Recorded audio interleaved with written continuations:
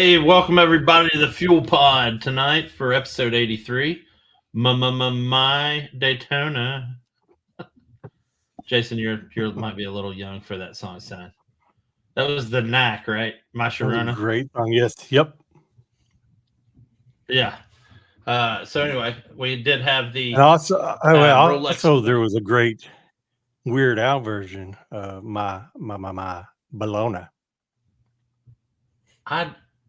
I love Weird Al too, so it's really weird I don't know that one, but now I'm gonna have to look that up. My favorite one's Ryan the Kaiser from Eye of the Tiger. So that was probably my favorite one. Because I felt like he really had to work hard to get those lyrics for that one, especially do a whole song on sandwich meat.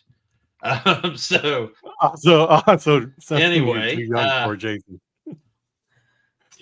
Yeah, sandwich meat. Anywho, moving on. So we had a crazy week this week in motorsport, while also simultaneously not having a whole lot of racing. So, we had the Rolex 24-hour Daytona. We had the Rally Monte Carlo this week. We had Michael Andretti getting kicked to the curb, and just when you thought that might have been the craziest news, but wait, there's more. So we'll go ahead and get started with tonight's episode, and we'll probably 90% of this is going to be Formula One, which is great since technically we are a Formula One broadcast. But I'm going to have to bring in some stuff here. So we have two different special things tonight. Normally we just do Ripped from the Paddock. This first segment will be called Literally Ripped from the Paddock, as we discuss the biggest news in Formula One today, which is, if you can put together the pictures here, Lewis Hamilton has ripped himself from the Mercedes paddock and inserted himself into the Ferrari paddock. Now, as you know, as a Formula One fan, whether a veteran one or just a Drive to Survivor, you only have two drivers on the team. So one of those guys is out. And Charles Leclerc just signed a new long-term deal with Ferrari, so it's not him. So Carlos Sainz was ripped from the Ferrari paddock, and only God knows where he's going to end up. And we're going to get to that in a minute, because this move today, I have a feeling, and I wasn't the only one, so it's not like I'm, Nostradamus here, but I have a feeling, like Will Buxton said this morning in one of his, I don't know if you call them tweets still or X's, his post on X, that the silly season might be over before winter testing is done. Or at least it might kick off before winter testing. That's a fact. It'd been different, dude, if they'd come out today, and I know I'm getting off topic, and said Lance Stroll is moving to Ferrari. That wouldn't, because he's already at the bottom of the shit pile, right? So, but when you're talking about the top of the shit pile where it has to roll down, you're talking about the Max Verstappens of the world and the Carlos Sainzes of the world and Leclerc and Hamilton and those guys. So one of those guys just rolled off the shit pile, and now it's going to cause, what I'm thinking is going to be a cascade of just absolute zaniness for this Formula One season. And we'll get to it in a minute. I want to explain my pictures here. And I kind of wanted that middle one to look janky, because I wanted to make it look like it was so 11th hour of Ferrari to make this announcement, right? There wasn't a build up to this. We came to work this morning and bam, Lewis Hamilton's going to Ferrari. Wait a minute, what? Like Chad sent me a text this morning. He's like, "Hey man, did you see this?" And I hadn't. And so it shocked me. So now you see on this graphic, you got Toto Wolff on the left doing the whole, wait a minute, what? And then you got Fred Vassar over here talking to Helmet saying, yeah, I took his favorite driver and he was all, stop. So, and then I've heard tons of conversation. So I want to bring you two guys into this conversation and move straight into the Zane. Let's talk about the actual move first. Jason, what are your thoughts on this move? It's a crazy move. Didn't think that was going to I literally walked into work, clocked in, bam, Formula One, Hamilton's not a Mercedes no more. So it was kind of a shock. Didn't think that was. It was definitely a shocker when I walked in this morning. Yeah, but I mean, but what do you think of the moves from? I mean, what do you think of Hamilton being on Ferrari? I don't know. It's gonna be a weird move. I think he's gonna do fine in the Ferrari car. I think he's gonna do better than he did this season this last season in the Mercedes car. Agreed. I think it's gonna be a good change for Hamilton. I just don't know if it's a good change for Mercedes is losing their only their carry. Yeah, that's true. That's So. true. Mikey? I think from what I've read, I think Toto, it was a major shock this morning. And I think it was Fred looking him right in the eye and sticking a dagger in his heart. Like the game on, sucker. Okay. And for Hamilton, I think this is a great move. I think as he knows he's nearing the end of his career, right? Yeah. And he's been with Mercedes forever. And he's just kind of gotten to a lull where that's all it's going to be. So for him, this kind of shakes things up, maybe lights, there's a spark there that lights that fire again, but it's something different. If the same thing is getting you nowhere, try something different. Okay. And I think it's going to be a good move for him. I think Ferrari's got him. Okay. So is everybody ready for me to put my 2 cents in on this? Go for it. Okay. So let's start off with some stuff you guys might not know.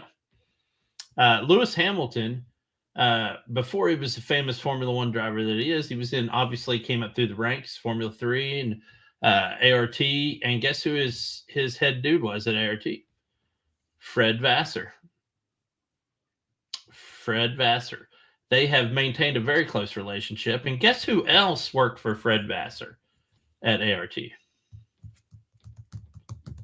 Anybody? It's the other guy in the picture with Lewis Hamilton right there, Charles Leclerc. So he's put like his old crew together, his all-star crew together. So there's that. Also, Toto and Fred get along pretty well. So I have a hard time believing Toto didn't know about this well in advance. So, my picture is more of an exaggeration, really. I'm sure he knew it. I also happen to think, and of course, this is just supposition, dude. We're not working in that paddock. But I think Toto's okay with Lewis leaving. Obviously they've got to work on signing a new driver, but I think Lewis's piece of this whole thing is that car sucks, and he got tired of it sucking. He got tired of them not listening to him. Now, granted, I know drivers can be divas, so a lot of times those engineers and team principals are like, "Yeah, just let him bitch, and then we'll do what we do." But they never came to the finish line for him. George Russell outscored him this year, which is never good. So You got Lewis Hamilton, who's 39 years old, and I actually agree with him. I think he's got 3 or 4 more years of racing left in him. You look at the guys, all the famous guys that have raced for the Tifosi at Maranello, and you're talking about Niki Lauda, and you're talking about Senna, and you're talking about Kimi, and you're talking about Vettel and Alonso, and lest we not forget Michael Schumacher. So, I think it's in the cards and I think they're gonna work that car with him, which I think that's what he wants. So I look forward to seeing what he can do there. Of course, it's not this year. So, if you're one of the people that ends up watching this and you were confused about when he's going, he's still at Mercedes this year. So, he'll be 40 by the time he sits behind the wheel of the SF25,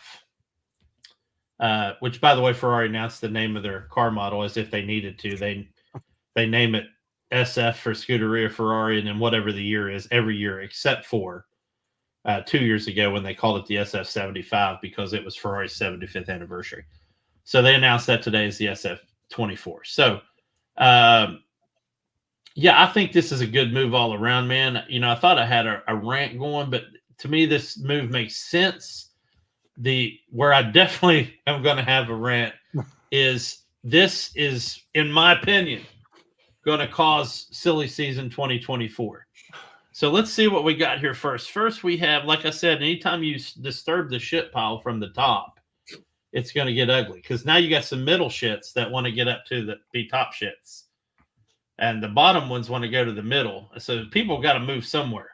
Unfortunately, a lot of these guys have signed contracts, which is bothersome, but not, not insurmountable because we've seen people get out of a contract before, Danny Ricciardo. And so, we got to figure out what's going to happen there. But let's go through some names. Let's talk first off. Let's link this story with the next one and say, what options does Mercedes have? Driver-wise, anybody? Well, I don't really know. Driver-wise, do you want who I think is going to get the seat? I want an educated guess on who you think is going to be in that seat that following year. Okay. Also, before you make your guess, I'm going to tell you need to temper it because you also need to look at what you think results-wise is going to happen this year.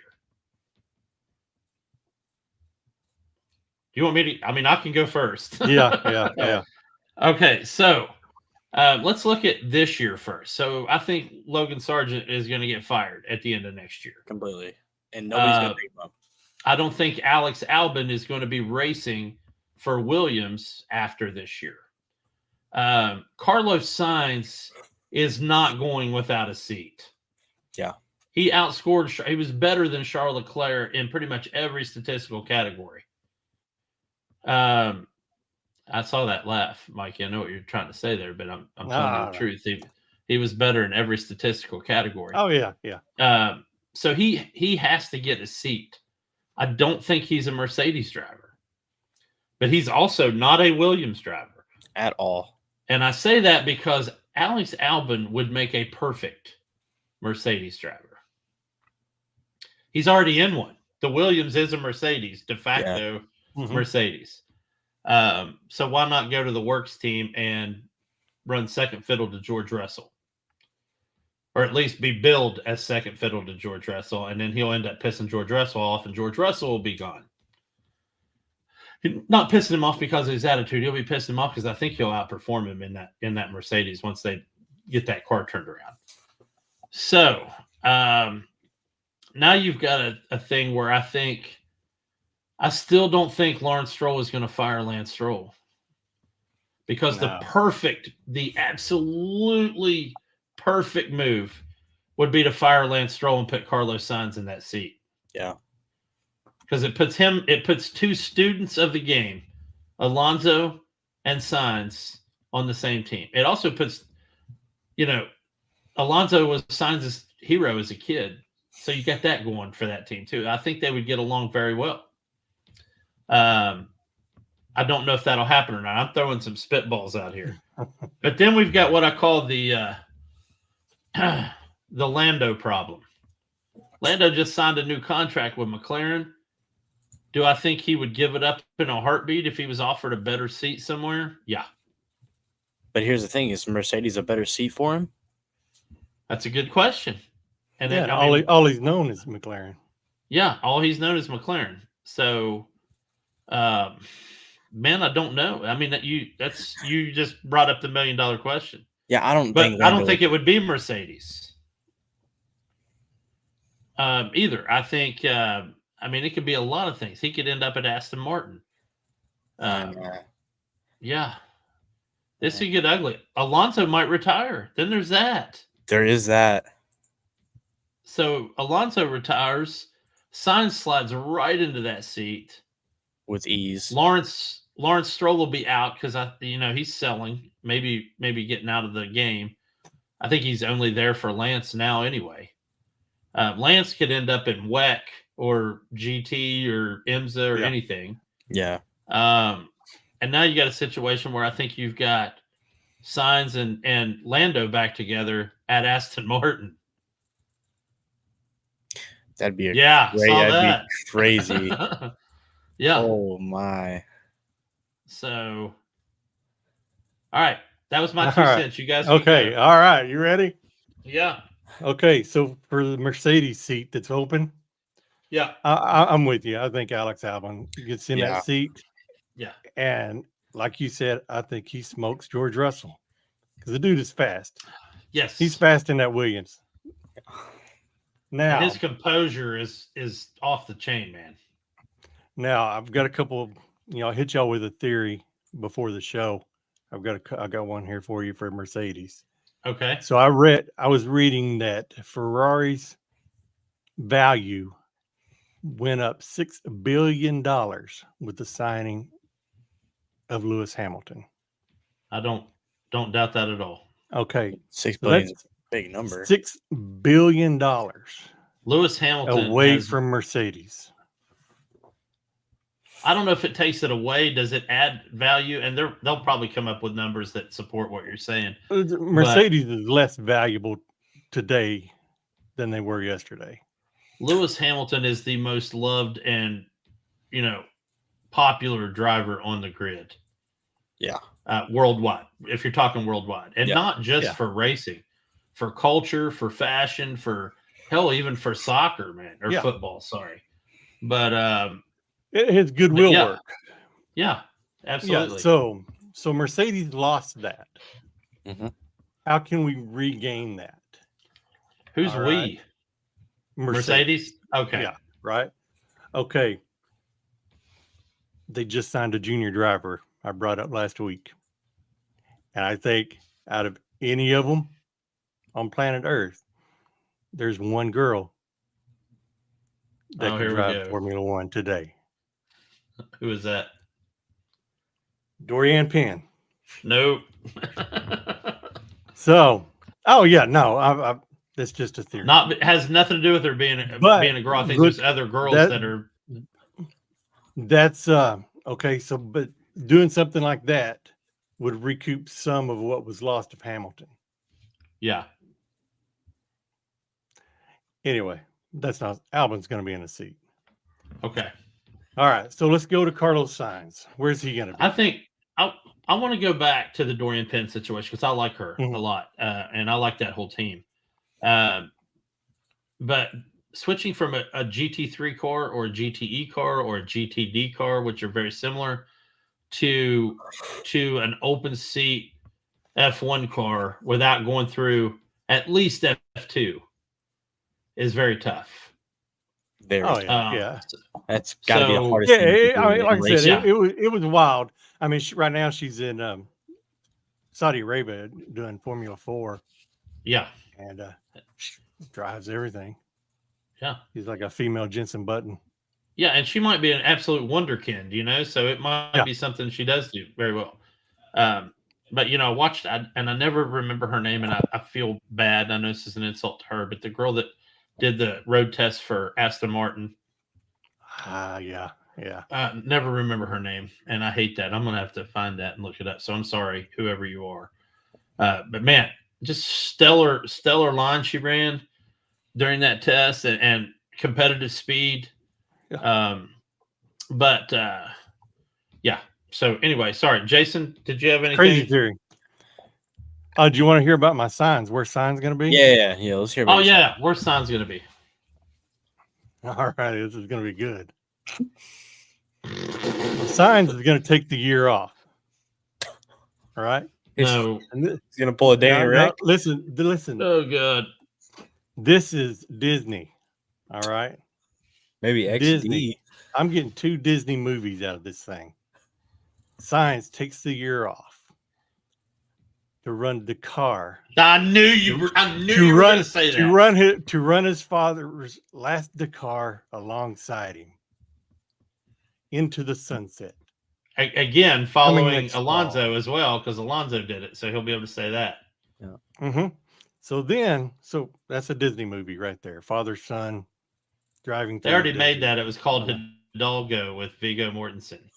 Ain't nobody Except saw it was that. on horses. They're gonna watch my movie. Ain't nobody saw that shit. Okay. So there's gonna be a sequel to the movie, Wow. Called We're already doing called the sequels. We haven't even. The Sun Returns. Yeah, that's Disney, man. We're making Oh, okay. money. All right, The Okay. Sun Returns. Carlos Sainz comes back after the year, and joins with Audi. Just really, that's where he's going. Yeah. With Gunther Steiner and Matteo Binotto as co-principals. It's a crazy Disney movie.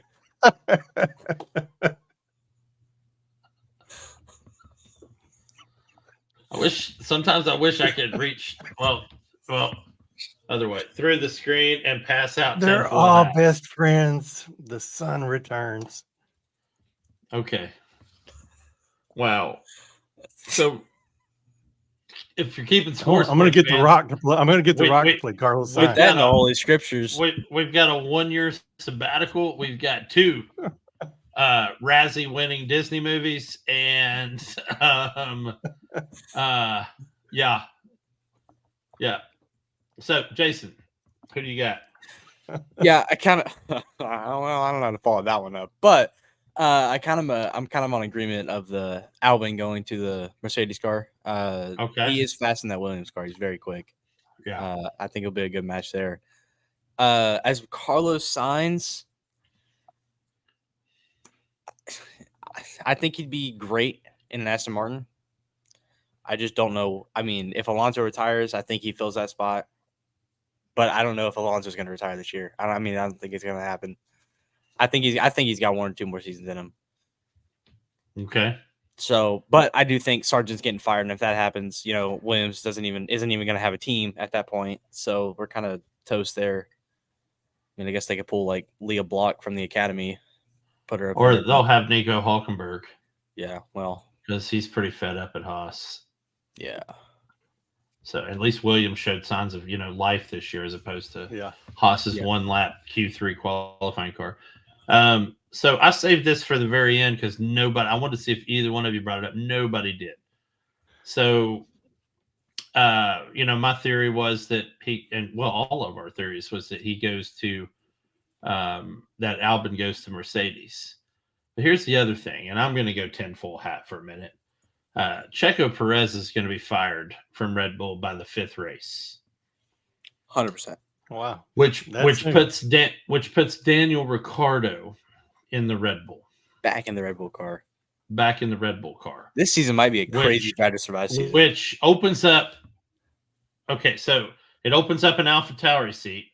I'm not calling him Visa Cash App RB. Of course, I just did. Thank you.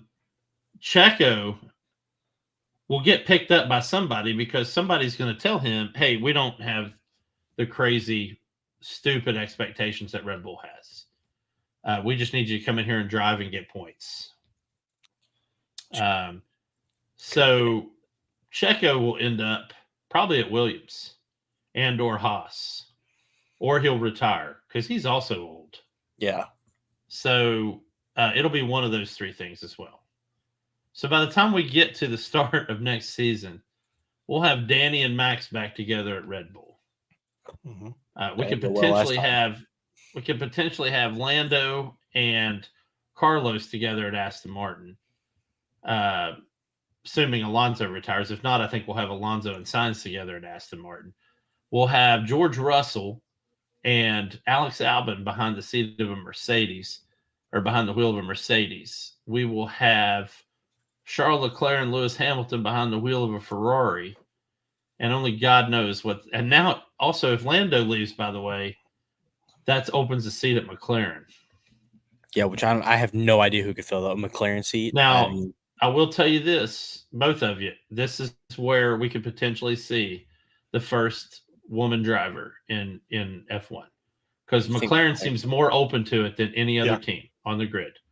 I didn't know that. So you could see Bianca Bustamante end up being, or at least getting a tryout for McLaren seat if Lando decides to breach contract and go where he's got to go. But who knows, man? It's going to be a crazy season regardless. I'm looking forward to it here in we need to get some predictions down into the scrolls. All right, let's send them send them to me this week, and I'll have mine because we said a lot there. I've got to get that. I've got to put my thoughts together and really figure it out. So the prediction that you'll need to come up with then is what the grid order, what the driver team grid looks like for 2025. That's all you need to do. Yeah. So anyway, that's what we've got. Very controversial order. I've got some good ones ready. I mean, we're going to be making some calls. Okay, so the actual ripped from the paddock. We still have some stuff in there. And part of this we kind of talked about, and this will have, hopefully, anybody that watches this will, at least see where we're coming from. But the first article from Formula One that we did not read, Albon insists he's ready to fight for a championship as Williams racer ponders his F1 future. I think we've really already covered this. I think he's outgrown Williams, and it's taken him a few years to do that. But I feel like he's, he made it through the Latifi era. Oh my! Yeah. Wow. Yeah, he made it through the Latifi era, and I was going to bring him up later. Yeah, and that was hard enough as it was, and then he made it through the we don't give a shit about our car era. And then last year they actually showed signs of life. And, I think he's graduated from Williams and needs to move on, much like George Russell did. Which brings up another point. George Russell was at Williams and graduated to Mercedes. And guess who got that seat after he left? Alex Albon. So, yeah, I really think that's what's going to happen. Anyway, but that was the first article from Rip from the Paddock. Your all's thoughts? You think he's ready to fight for a championship? Yeah. As soon as he gets to Mercedes. As soon as he gets in a better car, yeah, absolutely. Yeah. Yeah, and I challenge you guys this year to not just watch the races, but watch the post-race show and listen to him in an interview. Because that means a lot to me too. Hearing how composed these guys are in an interview, especially if they've had a horrible day. And when they go into an interview after having a horrible day, do they pick on their teammate? Do they pick on their team? Do they take ownership of what happened? Do they try to let the press know, hey, as a team today, we didn't quite get it done, but we're working hard and pushing forward. And those are the kind of interviews that Albon did this past year. Mm-hmm. A couple years before that, that's not what you would have got. You would have got whiny, pouty Albon. And I didn't used to be a fan of his, but he's bringing me around. The second one, Gunther Steiner gives his take on the 2024 pecking order and predicts an end to Red Bull's dominance. Man, and this one actually has a follow-up. The very next one actually follows up to this, but we can hear what you guys think on that one first. Do you think let's not even talk about predicting the pecking order and talk about he's predicting the end of Red Bull dominance. Is he right? No. Okay. Okay. You guys just going to say no, or are we going to get some kind of expansive description? Red Bull dominates again. I think Gunther, he's just he's still got some Haas in his brain. He's got to get that stuff cleared out because he's get his thinking back. Because he's a smart guy. We all know this. Software update he needs. Around Haas for years, jelly's the brain. Yeah. So plus he was a rally guy before that. So. Oh yeah. He don't even really know F1. Wow. I can't even put him in a Williams car. I don't even know what to get. I don't even. You got. Wow. Good. That's great. Anyway, wait, did somebody else log in here? No, nobody did. Bad news. So I think Gunther's should be at least taken as somebody that's been around the sport and knows a lot more than we know. Can he predict the pecking order? I'm sure he can, and I'm sure Red Bull's up there. Why do I think he's predicting an end to the Red Bull dominance? It's because of the next article that I didn't actually read. Because I was thinking about this the other day, but Christian Horner says, I'm fully expecting diminishing returns. Now, I get it. Christian Horner likes to sell tickets and likes to sell views. So a lot of times he plays down Red Bull just to start drama. He's done it 2 years in a row. He's done it for 20 years. Well, these last two were bad. But here's the thing about diminishing returns when he's talking about that Red Bull car. Adrian Newey himself said, I'm actually surprised that we dominated. All I did was build a car, and it happened to be the best one ever. And he's right. There was no way for him to know beyond a shadow of a doubt that they were going to win 15 or whatever how many races they won. They won 21 out of 22 or whatever, all of them but one, which was won by a Scuderia Ferrari. So when he's talking about diminishing returns, yeah, in Formula One, the better you do, the worse your offseason is going to be as far as testing. So you get decreased wind tunnel time. You also got Red Bull, oddly enough, one of the wealthiest teams on the grid, operating in a 70-year-old, and I'm using Horner's quote here when I say it, it's a Cold War relic wind tunnel. They're building a new one, but it won't be ready till 2027. And they've expanded that campus to the point where it's become its own little town, but still are operating in that shitty wind tunnel that they've had forever. And they also don't get a lot of the time in it.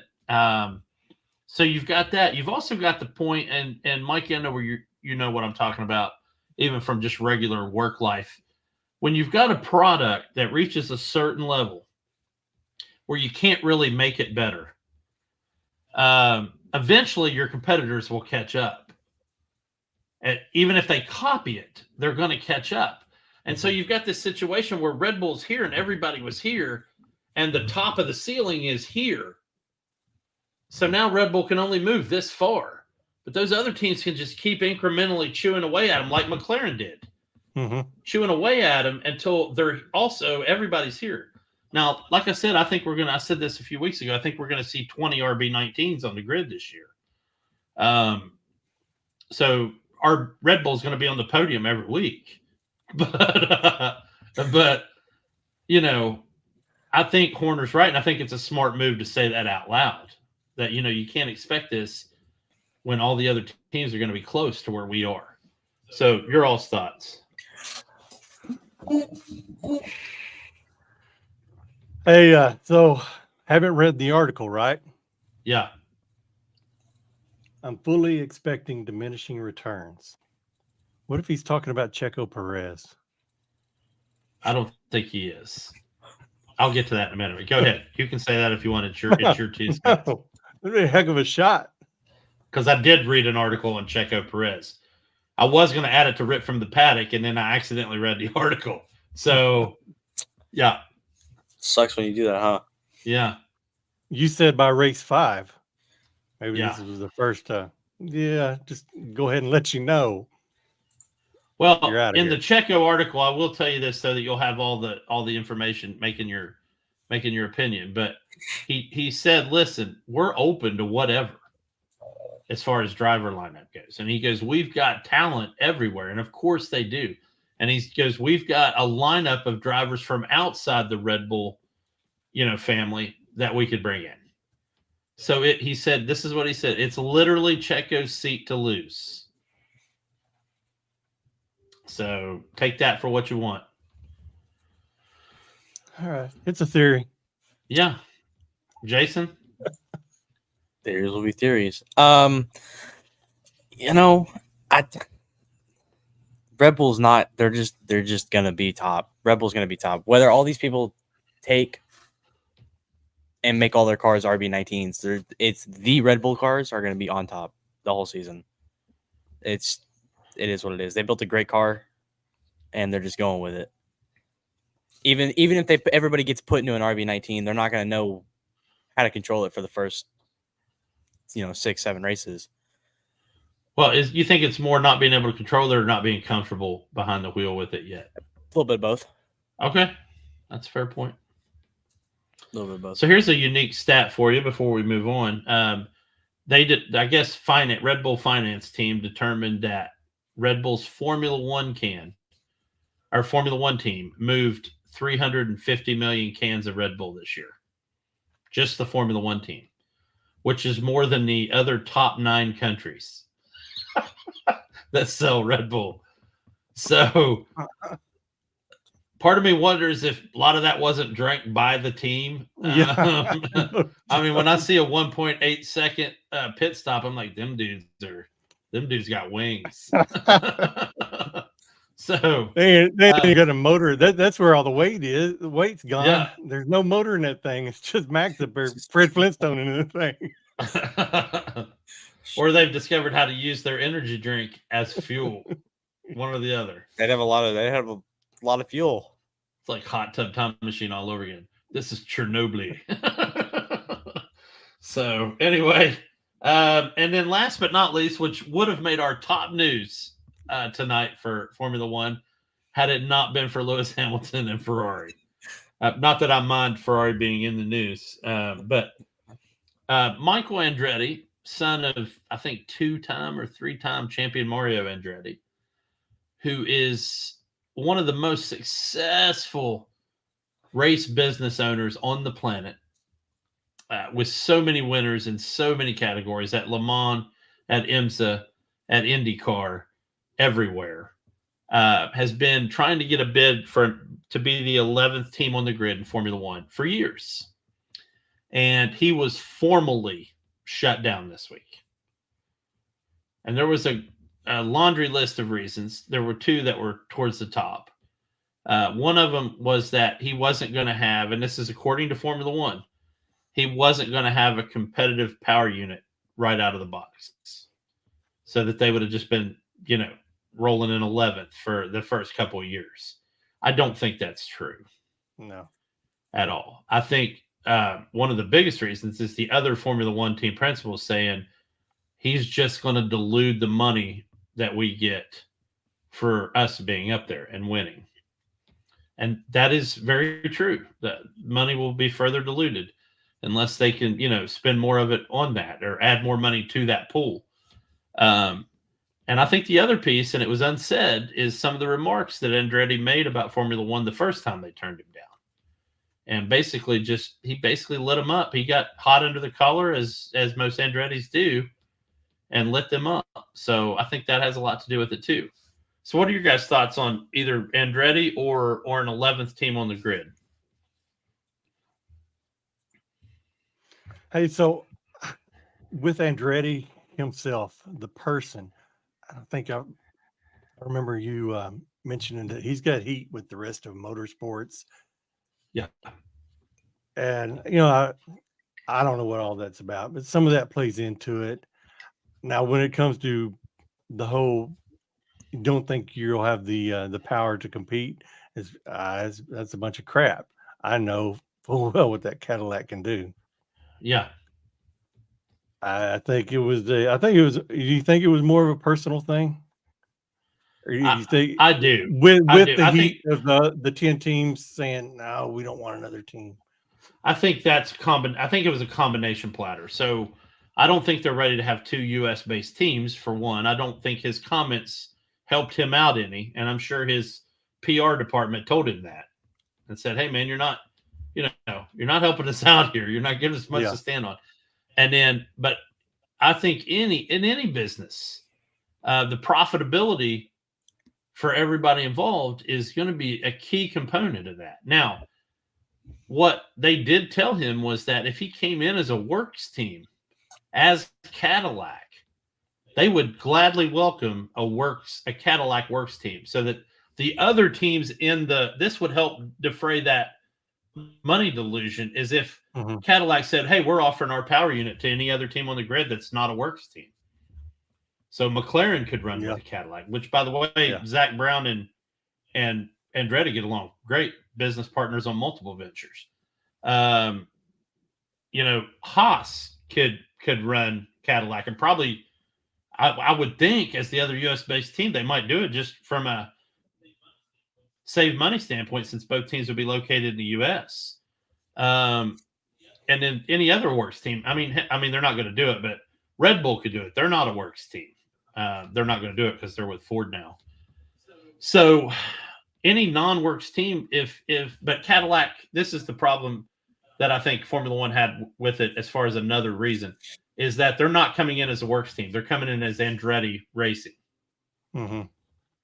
And I think that's the biggest piece of it. is the money. Yeah. What if it was the Walmart, Chef Boyardee, Apple, OnlyFans, and Wish.com. Andretti Cadillac? Yeah. What if yeah. it was that? Would that change Yeah. things? I mean, who knows? You know, I mean, Or it's was it's a one moot person? point because he's not getting in. So Yeah. I mean, he maybe get in 26 when Audi comes in, When that or whole 28 when maybe Porsche comes back to or comes in to Formula One. We'll see. Or excuse me, 2030. Which by that time, I guess Formula E will have to go away because F1's goal is to be net zero carbon footprint by 2030. So Mhm. if that's true, then they'll be in full electric cars with no fuel. So, I mean, to me, at that point, Formula E should cease to exist. That was an accident. It's like, what are we wowing? So I was talking with my hands below the camera right here, and I swung my hand out and it hit the space bar, which I got a question real quick. flipped that soundbite. I got a question. Okay. Okay, so Formula One 2030, we're going full electric. That's the plan. Yeah. Yeah, that's the plan. How quiet are these cars going to be? Go when we get done here, or when you get a time, go to YouTube and pull up any Formula E race. Yeah. And it'll be yeah, that's what it'll be. Yeah. Pull up any race. Those things just whine. Yeah, it's rough. Yeah. Dude, that's like I mean, they're fun to watch, don't get me wrong, but yeah, it's gonna be whining cars they're around not. the I think. track. I guess. Yeah. Okay. Yeah. Yeah, they need to put in dub in some different sound. Yeah. I could just put it on a So computer chip and then throw in whatever sound they wanted to. anyway, guys, that was all I had for Formula One. So let's talk. Let's see. Let's get ready. Let's talk. I like Some perfectly IMSA. timed that there. Yeah. Yeah. All right. Yeah, the Rolex So- 24. Mikey, you got the presentation, buddy. I'm just sitting here. I'm just a casual Holy, here we bystander. go. Get you. I don't have the slide controller. But yeah, I do. Yeah, so we had the Rolex 24-hour. It was 24 hours long. It started in the day and Yeah. ended in the day. I Yeah. woke up a few times in the night and it was going at night. Well, that's the coverage of the Rolex 24. Moving on. That's the end of the show. Thank y'all for being here. So real quick, All right, I want to show you this car. This is the Sean Creech Motorsport LMP2. That thing And screams look at the thing. America. Look at the stars and stripes. That is beautiful, right? Uh, So this guy, go to the next slide there for me. Okay. This team probably is the only one has a bad motorsport weekend comparable to mine. Okay. The first part of the race, he spent up until dark on a tilt-a-whirl, I believe. This car spun around so many dang times.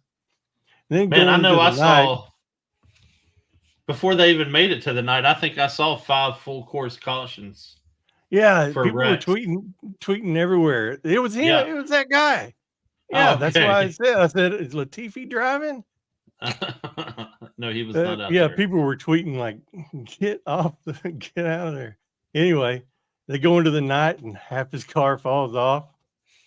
They come in, they fix it. They get in the morning, the other side falls off. So, yeah, that's where that car needed to be. Right in the They the whole garage. race. I had a bad motorsports weekend, but this guy may have had a worse. Takes the cake. Well, I mean, anytime you get in a 24-hour race, I would imagine as a racing team with so many people there, and I don't know what their staff looks like there when they're at a 24-hour race, but obviously those guys got to get sleep, so they've probably got 3 or 4 rotational staffs to work Oh, through. yeah. I would think much like Dakar, just finishing one is an achievement. Plus, you're literally running a car nonstop for 24 hours. There's Mhm. not a lot of cars you can even buy on a lot that'll do that. So, On a Civic. yeah. But yeah, well, Honda Civic's like the cockroach of cars. Everything else will be gone, but the Honda Civic. But this LMP2 has been running that Oreca or Orica, depending on where you're from and how Yeah. you want to say it, for years and years. I mean, it's a tested format and platform for LMP2 to try to, I guess, to get a lot of these. Some people like driving it, but I guess a lot of these guys are just trying to get to what used to be LMP1, is not now, Yeah. but or hypercar or whatever you want to call it. But it's one of those things where most of these LMP2 cars are exactly the same build, so it makes you wonder why this guy spent so much time in the garage. Anytime he got close to another car, Yeah, he was spinning. yeah. And I saw a bunch of those. Most of the wrecks I did see though were multi-class wrecks where you had Yeah. a GT car cause a hypercar wreck or vice versa, where you've got these super fast hypercars running into the back of the traffic pack of GT cars. So I think that, to me, that's what makes multi-class endurance racing so fun to watch, because you've got to plan that out strategy wise, and you got to know when you're going to pass and where the best places are to overtake. That being said, if you got a guy you're currently racing and he manages just to get lucky and slide through traffic and then you get stuck in it, I can see where the impatience would come into play of, man, he got lucky and slid right through and now I'm getting blocked. So imagine tempers flare inside those cars quite a bit. Yeah, it was crazy seeing, the high banks of Daytona. It really showed how much faster the hypercars are than the GT class. I'll tell you a couple things, takeaways before we get to the results slide. But I really like seeing those two Mustangs together at night with that lit up horse on the side. That looked cool. Those guys running on the low bank to let the hypercars pass on the high side. It was fun watching Scott Dixon and Pillow go around the track. That Porsche overtake, man, on that Cadillac, was one of the most exciting moves I've seen in racing since the Ross Chastain wall ride. So when he went full Ghost Rider around that turn. But yeah, really cool. So let's talk about the results. Take it away, man. So we had 4 categories. So, 4 categories, and I'm going to pin on 2 of them here. And the first one is, can you guess which one? Yeah. Number 62. I'm trying not to look at it there. But so this begins my bad motorsports weekend.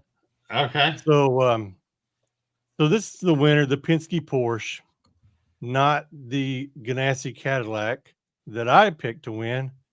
He didn't finish the race. Yeah. So moving on to GTD Pro. Real quick, you know who else was involved in a massive crash? Was Rexy. Yeah. At the Le Mans turn. Yeah. Yeah. Okay. Sorry, I didn't mean to interrupt you, but I did. So moving on to this GTD Pro, last week I pointed out my favorite, the McLaren. Yeah. And then there was a missing slide last week. There was a missing slide last week because I disrespected Ferrari and sent you a fuzzy pick, and it couldn't make it to the show. Well, guess what? The McLaren car did. It didn't finish the race. Guess what this Ferrari did that I disrespected? Yeah, he wins the whole freaking class. Yeah. So the what I want to say about this, and I didn't bring it up last week, but the Daytona infield course is perfectly geared towards a Ferrari. I mean, there's a lot of tracks where Ferrari is not, where it's not really geared for that. I'm thinking of Bathurst right off the top of my head. But yeah, that Ferrari 296 and Daytona are a perfect match. So yeah, it sure was.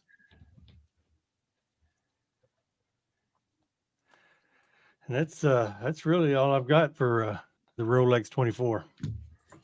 Yeah, I do. I mean, I am glad Mercedes came through there on the regular GTD, not Pro. because I watch a lot of that car on GT World Challenge, and I mean there's not a lot of people that can touch that. I'm sure you're familiar with Rafael Marcello that wins GT World Challenge like every year in that Codis ASP Mercedes that he drives. And I was really worried that even though Ferrari's in the GTD Pro, there was a couple of those Mercedes that I thought would maybe get a handle on it and get it, but they didn't. So anyway, so that was 24 at Daytona. Our next 24, I think, is Spa. I think that's before Le Mans. 24 Spa it's always a great race. Yeah, I love it. Always a great race, especially because you're guaranteed rain. Yeah, so I love watching. I mean, I haven't got to like watch the full race. I don't think I'm not staying up 24 hours to do that. But watching highlights of that race is always fun. It's always great. But guys, let's move on to some Fuel Pod news and let's close this thing out tonight. So we did have Rally Monte Carlo this weekend. My prediction proved to be the right one. Terry Neuville won the Rally Monte Carlo. Seb Ogier, yes, he did not win his 10th Rally Monte Carlo, but an unprecedented 10 podiums at Rally Monte Carlo. So that in and of itself is impressive. So I'm happy for him in that regard. And of course, the wizard Welshman, Elvin Evans, came in third on the podium with Oyt Tanek close behind in fourth. And Andreas Mikkelsen, who took your boy Espegalapi's seat, came in sixth with Katsumoto in seventh. So as far as other notables, but really good rally. My pick wasn't there. Yeah, that kicked off my my bad run of predictions there. So yeah, sorry about that. But yeah, so looking forward to what comes next for them. And then last but not least, on a fun note, and Chad sent this to me today. Huge Lego fan, Chad is, and this was on the Brick Fanatics, TikTok that and this is why I'm super interested. They're releasing the Ayrton Senna McLaren MP44 set from the 80s, and complete with his car, his Marlboro. Although I doubt Lego will do that, they'll probably come up with some weirdo name for that.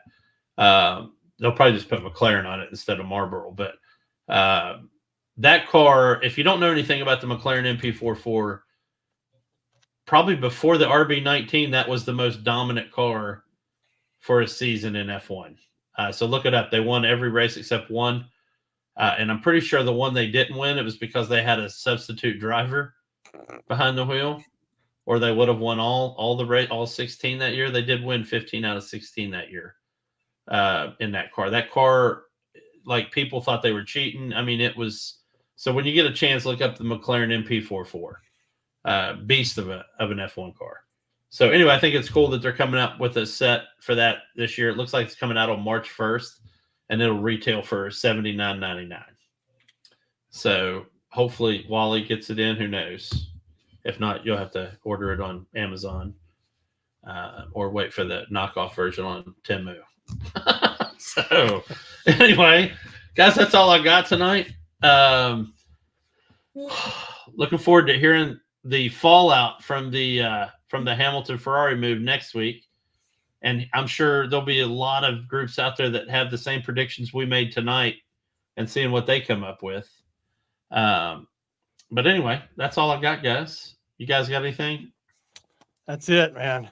All right. Well, guys, listen up. Everybody that ends up watching this, have a great weekend. Be safe. Buckle up. Don't drink and drive. Enjoy your motorsports weekend.